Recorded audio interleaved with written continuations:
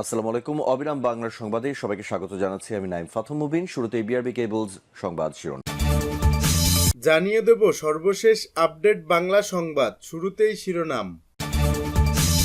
শুরুতেই জানাবো, জুলাই আন্দোলনের আড়ালে দেশ ধ্বংসের নীল নকশা, আত্মগোপনে থেকে নানকের বিবৃতি, থাকছে বিস্তারিত প্রতিবেদন।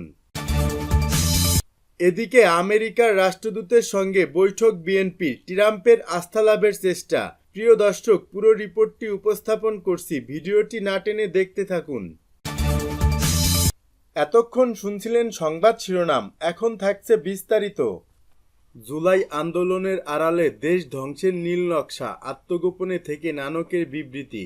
আত্মগোপনে থেকে আওয়ামী লীগের সভাপতি মণ্ডলীর সদস্য জাহাঙ্গীর কবির নানক বলেছেন, গত জুলাইয়ে সংগঠিত আন্দোলন আসলে কোটা সংস্কারের আন্দোলনের আড়ালে মহান মুক্তিযুদ্ধের চেতনা নস্যাৎ এবং বাংলাদেশকে ধ্বংসের নীল নকশা, যা আন্দোলনকারী নেতাদের কথা এবং বিভিন্ন তথ্য প্রমাণের মধ্য দিয়ে দিনকে দিন স্পষ্ট থেকে স্পষ্টতর হচ্ছে।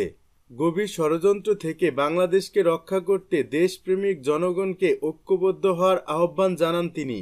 শুক্রবার ফেসবুকে আওয়ামী লীগের ভেরিফাইড পেজে আপলোড করা এক বিবৃতিতে একথা বলেন তিনি। জাহাঙ্গীর কবির নানক বলেন, একজন সমন্বয়ক অকপটে স্বীকার করল, যদি মেট্রো রেলে আগুন দেয়া না হতো, পুলিশ মারা না হতো, তাহলে এত সহজে বিপ্লব অর্জিত হতো না। তাদের তথাকথিত বিপ্লব দেশের মানুষের জীবনে ইতিবাচক কোনো পরিবর্তন আনতে পারেনি, বরং সব দিক থেকে দুর্বিষহ করে তুলেছে। তিনি বলেন, শেখ হাসিনা তখনই বলেছিলেন, বাংলাদেশের উন্নয়ন, অগ্রগতি ও অর্জনকে ধ্বংসের জন্য দেশবিরোধী চক্র বিভিন্ন সন্ত্রাসী ও উগ্র জঙ্গিবাদী সংগঠনের সঙ্গে আঁতাত করে এটা করেছে। নানক বলেন, সমন্বয়কদের মধ্যে যারা বর্তমান অবৈধ ও অসাংবিধানিক সরকারের উপদেষ্টা হয়েছে, তারা বলেছে যে তারা সশস্ত্র আন্দোলনের ডাক দিত।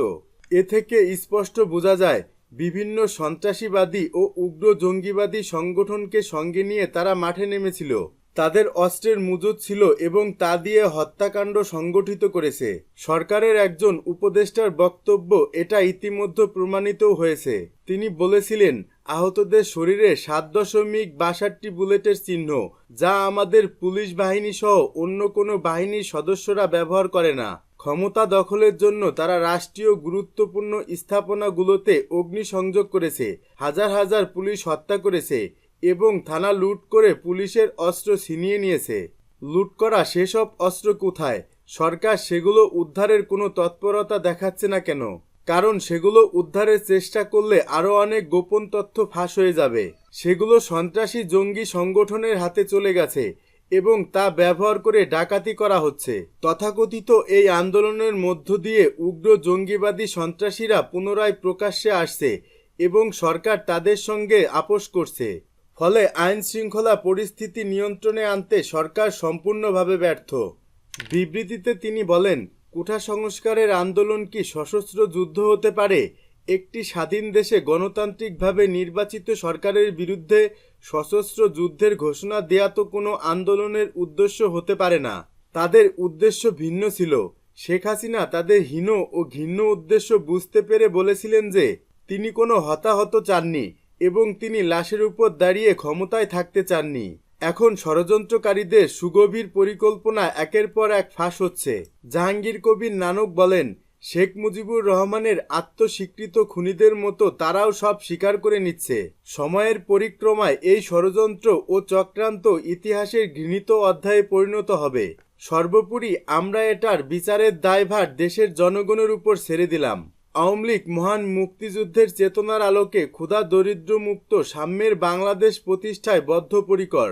মহান মুক্তিযুদ্ধের আকাঙ্ক্ষার বাংলাদেশ পুনঃপ্রতিষ্ঠায় সচেতন দেশবাসীর সোচ্চার হওয়ার কোনো বিকল্প নেই। গভীর ষড়যন্ত্র থেকে বাংলাদেশকে রক্ষা করতে দেশপ্রেমিক জনগণকে ঐক্যবদ্ধ হওয়ার আহ্বান জানান তিনি। আমেরিকার রাষ্ট্রদূতের সঙ্গে বৈঠক বিএনপির, ট্রাম্পের আস্থা লাভের চেষ্টা। বিএনপির তরফে জানানো হয়েছে, বাংলাদেশের রাজনৈতিক পরিস্থিতি এবং জাতীয় সংসদের নির্বাচন নিয়ে আলোচনা হয়েছে আমেরিকার রাষ্ট্রদূতের বাসভবনে আয়োজিত চাচক্রে। শেখ হাসিনার সরকারের পতনের পরেই ঢাকায় ভারতীয় হাই কমিশনারের সঙ্গে বৈঠক করেছিলেন। চীনা কমিউনিস্ট পার্টির নেতাদের সঙ্গে বৈঠক করতে পাঠিয়েছিলেন দলীয় প্রতিনিধিদের। এবার আমেরিকার ভোটে ডোনাল্ড ট্রাম্পের জয়ের পর ওয়াশিংটনের আস্থা অর্জনে সক্রিয় হলেন বাংলাদেশের প্রাক্তন প্রধানমন্ত্রী খালেদা জিয়ার দল, বিএনপির মহাসচিব মির্জা ফখরুল ইসলাম আলমগীর। ঢাকায় আমেরিকার ভারপ্রাপ্ত রাষ্ট্রদূতের সঙ্গে বৃহস্পতিবার সন্ধ্যায় চা চক্রে অংশ নেন আলমগীর। তার সঙ্গে ছিলেন দলের স্থায়ী কার্যনির্বাহী কমিটির সদস্য আমির খসরু মাহমুদ চৌধুরী এবং সাংগঠনিক সম্পাদক শামা ওবায়েদ। বিএনপির তরফে জানানো হয়েছে, বাংলাদেশের রাজনৈতিক পরিস্থিতি এবং জাতীয় সংসদের নির্বাচন নিয়ে আলোচনা হয়েছে আয়োজিত এই চা চক্রে।